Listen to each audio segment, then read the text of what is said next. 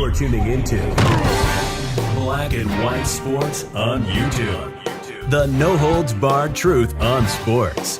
The main event starts now. All right, Black and White Sports supporters. Well, if you're a Steelers fan and you hear this, you're going to be thinking, really? Of all quarterbacks in the league that are going to criticize the Steelers defense, a unit that showed up pretty well towards the end of the year and certainly sort of tampered down those calls for Mike Tomlin's job, and those calls were loud. We covered that on this channel. But Deshaun Watson, Deshaun Watson has stepped in. He's decided to trash the Steelers defense.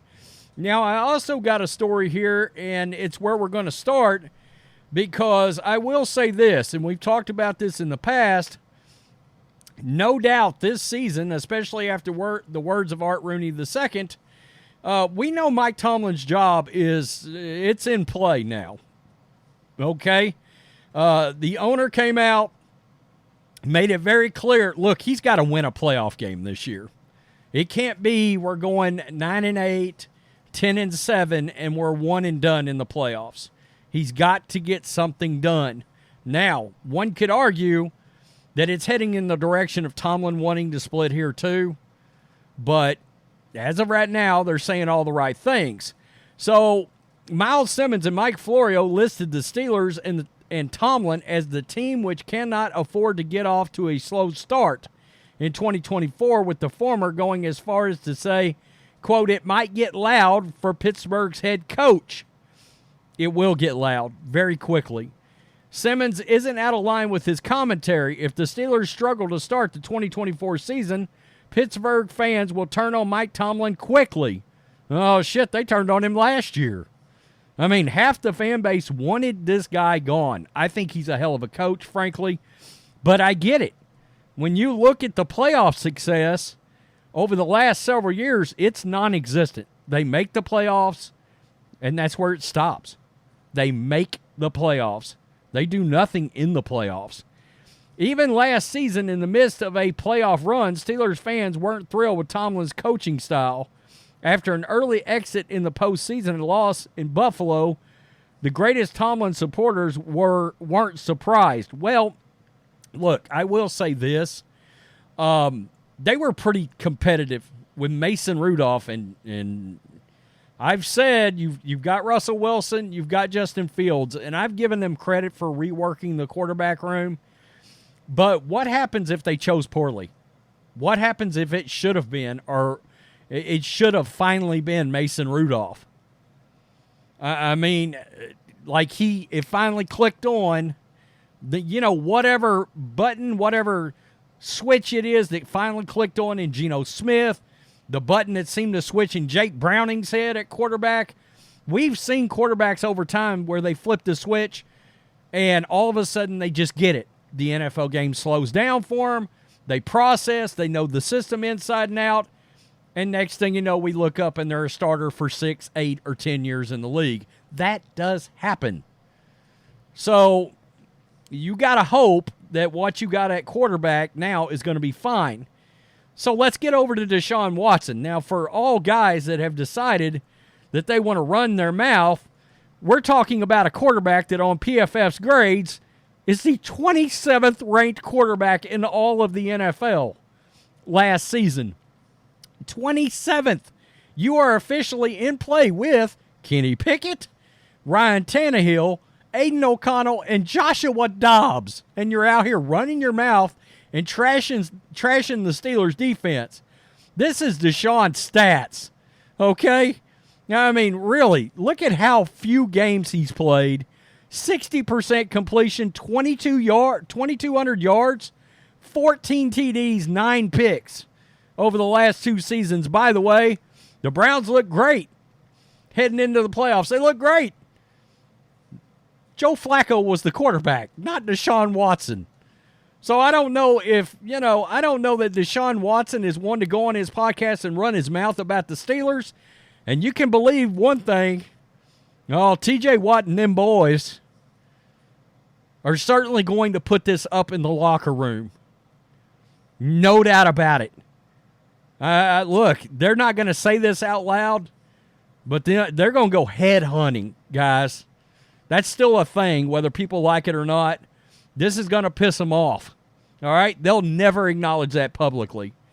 His ass is grass and they're the lawnmower when they play the Browns next year. So the Steelers have one of the most talented defenses in the NFL. There's no question about that.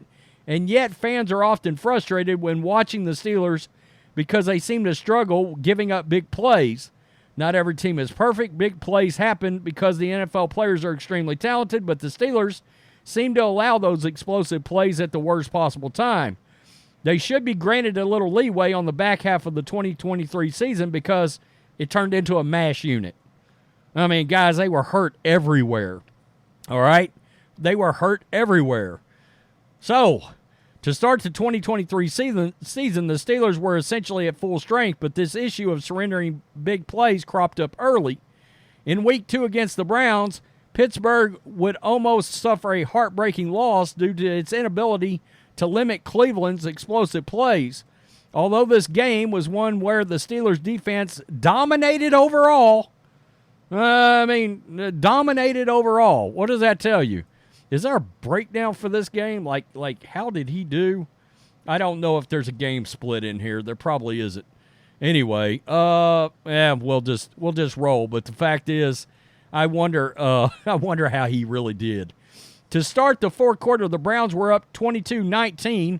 Okay, so you didn't throw up 38 points, and had started to drive down the field. If they were to score a touchdown, the Steelers' chances of winning would have been next to zero.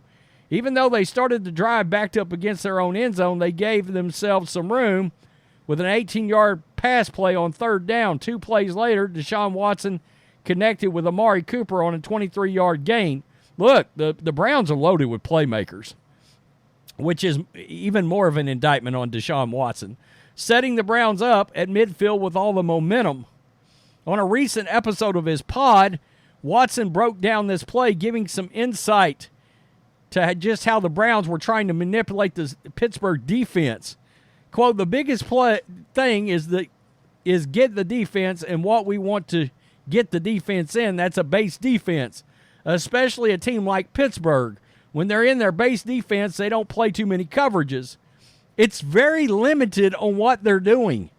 They kind of very scheme to how they play. So once we had the situation, all right, cool, we got them exactly how we want them. And then you just run the play and react. Watson said on the Browns coming out in a heavy personnel with an extra offensive lineman in order to force the Steelers into their base defense. Now the key takeaway and what's making the rounds and what's going up on the bulletin board is it's very limited. You see that headline, Deshaun Watson, Steelers, quote, very limited in what they do in their base defense. Oh, shit.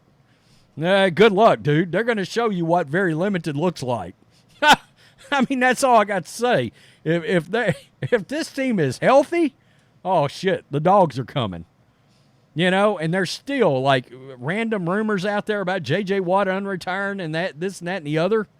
And maybe wanting to play with TJ. Shit, good luck if that was to end up actually happening. But I don't think it matters. TJ Watt, Minka Fitzpatrick, this team is good on defense. All right?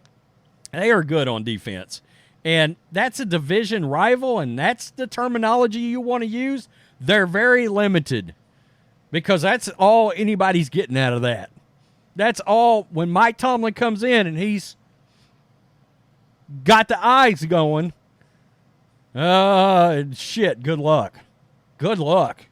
They're going to put that up on the wall, and I mean, I know it's the Browns, but the dogs will be coming, and they'll be playing for Pittsburgh. Wow, that's crazy. Running his mouth, a guy that didn't even take his team to the playoff. Joe Flacco, 39-year-old Joe Flacco did, and outplayed him. Outplayed anything that Deshaun Watson has done the last 2 seasons. In 5 games, Joe Flacco did it. And this dude's still going on his podcast, running his mouth about the Steelers' defense. Shit, good luck. God. Good luck. You're a fish in a barrel. And you got a lame shoulder? Okay, good luck with that. Tell me what you think. Peace. I'm out. Till next time. Thanks for watching the show. Be sure to like, comment, and subscribe. Be sure to tune in next time on Black and White Sports.